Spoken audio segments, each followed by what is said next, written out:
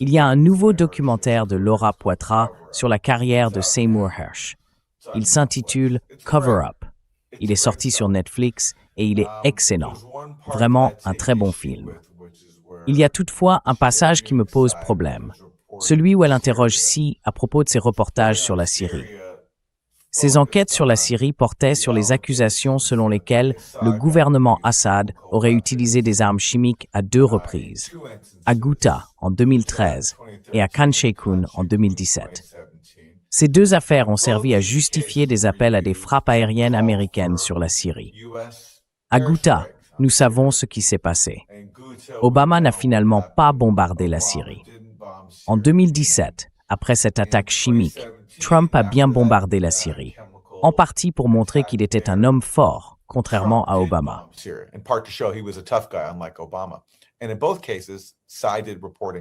Et dans les 2 cas, Sy a mené des enquêtes sur la Syrie, montrant que les États-Unis enterraient leurs propres renseignements, montrant qu'Assad n'en était pas responsable.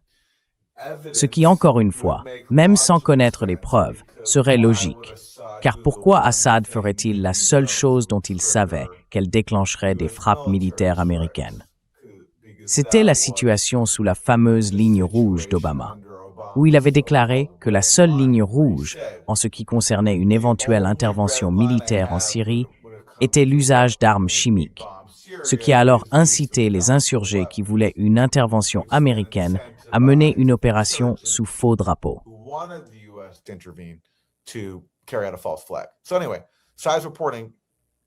Quoi qu'il en soit, les reportages de Sy ont renforcé l'idée qu'il s'agissait bien d'un faux drapeau.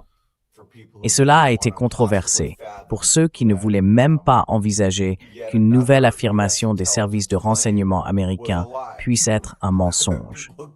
Les gens ne pouvaient tout simplement pas l'imaginer, malgré une longue liste de tromperies passées. Dans le film Cover Up, Sy parle de ses sentiments personnels à l'égard d'Assad, qu'il a interviewé plusieurs fois il y a de nombreuses années.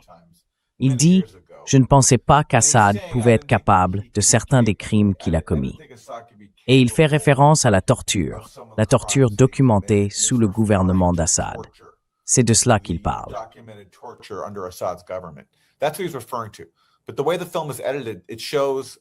Mais la façon dont le film est monté montre des gros titres des articles de Sy qui portent sur les armes chimiques. Le public en ressort donc avec la fausse impression que Sy revient d'une certaine manière sur ses reportages concernant ces allégations. Certains s'en sont servis pour affirmer que Seymour Hersh se rétractait. Un article du magazine The Nation affirmait que Sy ne soutenait plus vraiment ses récits, ce qui est tout simplement faux. J'en ai parlé à plusieurs reprises avec Sy, il maintient ses reportages. Ce qu'il disait dans le film, c'est qu'il pense s'être trompé sur Assad.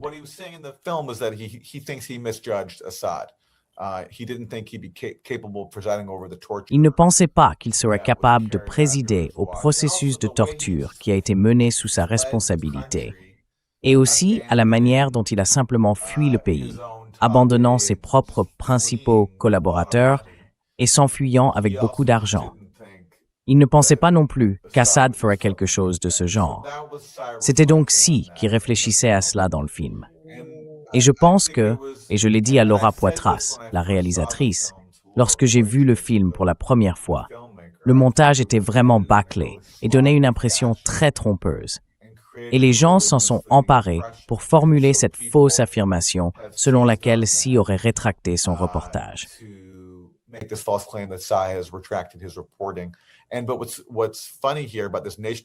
Mais ce qui est amusant avec cet article de The Nation, c'est que Sy a eu un échange d'emails avec le journaliste qui a écrit l'article. J'ai oublié son nom. Et d'après ce que j'ai compris, Sy lui a dit qu'il ne retirait pas son reportage. Mais cet article suggère en gros le contraire. J'ai donc demandé à The Nation de le corriger et je n'ai pas encore eu de réponse. Évidemment, tous ceux qui ont un intérêt à entretenir cette tromperie au sujet des armes chimiques en Syrie s'en sont emparés pour affirmer à tort que Sy retire son reportage. Et encore une fois, c'est habituel. Ces gens ne peuvent pas contester son travail sur le fond, lequel a été corroboré par de nombreuses preuves apparues depuis, y compris de de la part de James Clapper. substantiated by so much evidence that has emerged, including James Clapper, Obama's own director of national intelligence, going to Obama. Le propre directeur du renseignement national d'Obama est allé le voir et lui a dit que le dossier contre Assad n'était pas une réussite assurée, une référence délibérée à la supercherie des armes de destruction massive en Irak. Clapper a refusé d'apposer le nom de la communauté du renseignement américaine sur tout document accusant formellement le gouvernement Assad, car il savait que les preuves n'étaient pas là. Et puis, bien sûr, il y a de nouveau le scandale de dissimulation de l'OIAC, où l'organisation a supprimé des preuves d'un autre faux drapeau à Douma, que nous avons largement couvert ici à The Grey Zone. Aucun de ces gens n'essaiera jamais de se confronter à cela, car ils ne peuvent pas nous contester, Si et moi, sur les faits. Par conséquent, ils se rabattent sur des polémiques trompeuses comme celle-ci.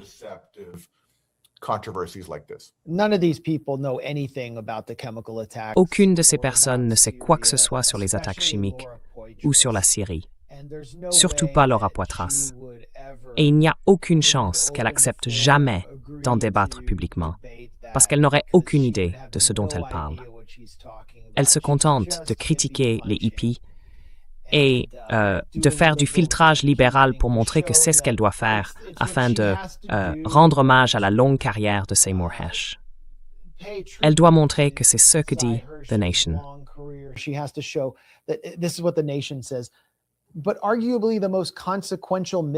Mais sans doute, le faux pas le plus lourd de conséquences de la carrière de Hersh est survenu en 2014, lorsqu'il a écrit un article pour la London Review of Books, remettant en cause les affirmations selon lesquelles le président syrien Bachar al-Assad aurait utilisé des armes chimiques contre ses propres citoyens. Blablabla. Enfin, c'est juste la version officielle. D'ailleurs, c'est la première chose que je lis de The Nation depuis des années.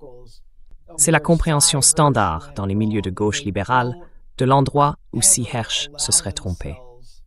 Et ils ne se permettent jamais de se demander pourquoi, par exemple, les attaques aux sarins de la Ghouta ont eu lieu après que l'OIAS, sous la direction de Carla Del Ponte, a déterminé que le Jabhat al-Nusra et d'autres factions possédaient du sarin. Et après qu'Assad eut invité les inspecteurs en armement dans le pays, ils étaient déjà là. Je suis désolé d'interrompre. Je suis désolé. Oui, ils étaient dans le pays. Ils se rendaient à Khan al-Assal et ils étaient à Damas, donc en territoire entièrement contrôlé par Jaish al-Islam et tous ces autres éléments fanatiques soutenus par l'Arabie saoudite, le Qatar, et ainsi de suite. Entièrement sous leur contrôle, cette prétendue attaque aux sarins se produit à seulement quelques kilomètres de l'endroit où séjournent les inspecteurs de l'OIAS. Afin de les détourner du lieu où il y avait eu une attaque aux sarins menée par Jabhat al-Nusra, la faction qui contrôle désormais la Syrie. Franchement, voyons. Et puis, il y a toutes les preuves médico-légales que tu as présentées rien que pour 2013, Khan Sheikhoun, puis Douma. Cela semble tellement plus évident que c'était des opérations sous faux drapeau, ce qui soulève encore plus de questions sur ce qui s'est passé à la Ghouta.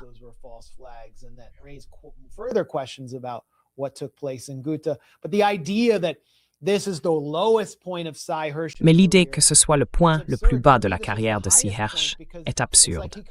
Pour moi, c'était le point culminant, car il aurait pu simplement voguer vers un paisible coucher de soleil, au crépuscule de sa vie, fort de ses révélations sur le scandale d'Abu Ghraib et le massacre de My Lai. Mais au lieu de cela, il a voulu aller plus loin et a soulevé des questions vraiment importantes sur des sujets que, je pense, tout spectateur comprend comme essentiels. Nous ne pouvions tout simplement pas accepter la version officielle que The Nation continue encore de défendre. Souvenez-vous, The Nation était dirigée par des gens entièrement favorables au changement de régime en Syrie. Ron Carey, Adam Schatz, qui est maintenant au LRB. Ils ont tous signé ces lettres, te condamnant, toi et nous.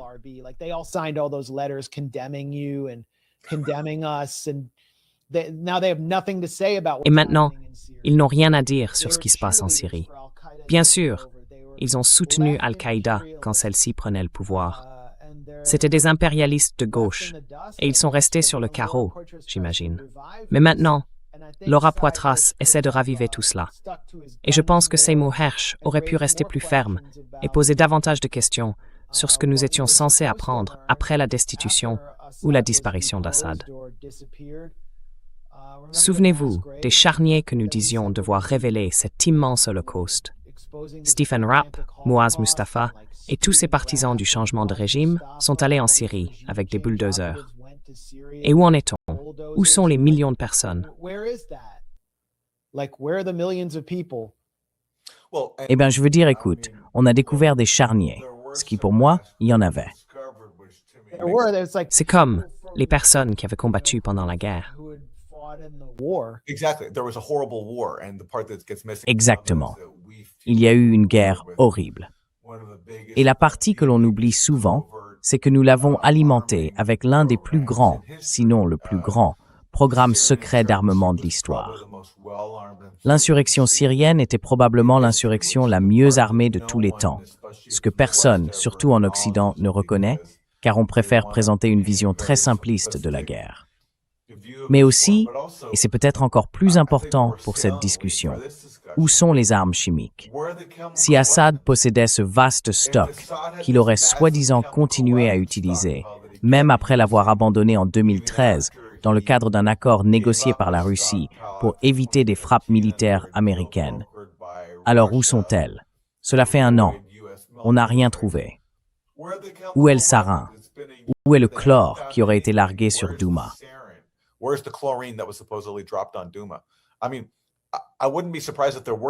Je veux dire, je ne serais pas surpris s'ils essayent de fabriquer quelque chose. Mais le fait est qu'après 1 an, ils n'ont rien trouvé. Et personne ne l'a relevé. Du genre, au moins après l'invasion de l'Irak, les gens osaient dire « Où sont les armes de destruction massive ?» L'administration Bush a dû admettre qu'il n'y en avait pas. Mais sur la question des armes chimiques, il y a eu une énorme tromperie. Toute la campagne pour un changement de régime reposait en grande partie sur l'affirmation qu'Assad possédait des armes chimiques, qu'il avait gazé son propre peuple. Alors où sont-elles? Où est le stock? Et regardez, concernant Laura, je veux simplement dire, pour être juste envers elle, qu'elle affirme avoir des amis qui ont été torturés par le gouvernement Assad. Donc, selon elle, elle devait contester Si. D'accord, mais le problème, c'est que Si n'a jamais dit qu'il n'y avait pas de torture.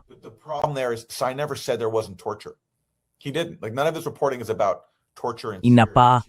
Aucun de ses reportages ne porte sur la torture en Syrie, ce qu'il n'a jamais nié. Ses enquêtes concernaient la question des armes chimiques. Et oui, nous avons torturé des gens, c'est vrai. Mais le fait est que, pour une raison ou une autre, les gens ont ce blocage mental qui les empêche d'affronter la réalité. Il s'agit aussi de la dégradation du journalisme, de la collecte des faits. Que disent les faits? Sur ce sujet, à cause de la puissance de notre système de propagande, les gens ne veulent tout simplement pas affronter ce que les faits disent réellement. Et c'est pourquoi on assiste sans cesse à des situations comme celle-ci, où des affirmations de mauvaise foi sont avancées sans tenir compte des faits, y compris le fait que Si n'a pas rétracté ses reportages. Et des médias comme The Nation prétendent malheureusement le contraire.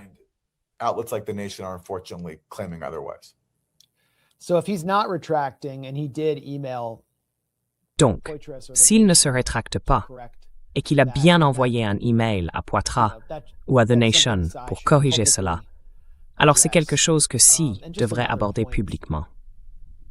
Et un autre point, je pense qu'il y a beaucoup de questions que beaucoup de gens aimeraient poser à Bachar al-Assad. Sy Hersh est attaqué pour l'avoir interviewé, comme tant d'autres journalistes l'ont fait.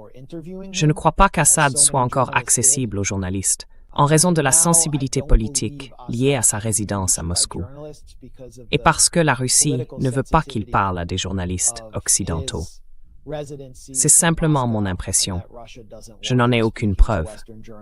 Mais je pense que tout journaliste qui veut comprendre ce qui s'est passé dans les derniers jours en Syrie, ou ce qui s'y passe aujourd'hui, voudrait lui parler.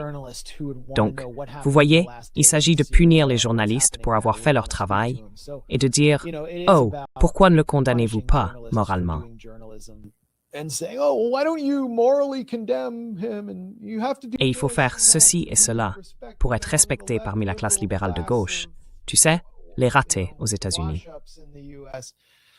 No, so I Non. think Sy Hersh is- Donc je pense que Sy Hersh devrait publier une déclaration ici. Mais je sais que tu es en contact avec lui ou que tu as quelque chose. Enfin, je connais aussi Sy. I know Sy as well.